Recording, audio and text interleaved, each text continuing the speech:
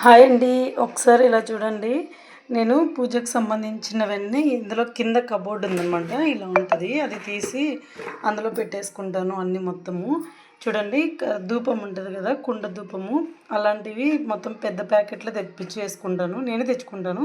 అదొక ప్యాకెట్. అలాగే అగరబత్తులు కూడా చూడండి అయిపోయేసరికి ముందుగానే ఉండాలన్నమాట. కర్పూరం డబ్బాలండి. ఇలాంటివి చాలా ఉన్నాయి అయిపోయినటివి.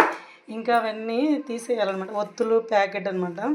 ఇది టెంకాయ నేను అమ్మవారిదనమాట. కట్టలేదు, ఇంకా కట్టాలి.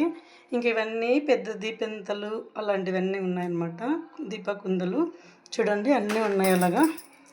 చూడండి కుంకుమ పసుపు ప్యాకెట్లు కూడా ఎవరైనా వస్తే ఇవ్వడానికి అని చెప్పి తాంబూలంలో పెట్టడానికి అందుకని పెట్టేసుకున్నాను.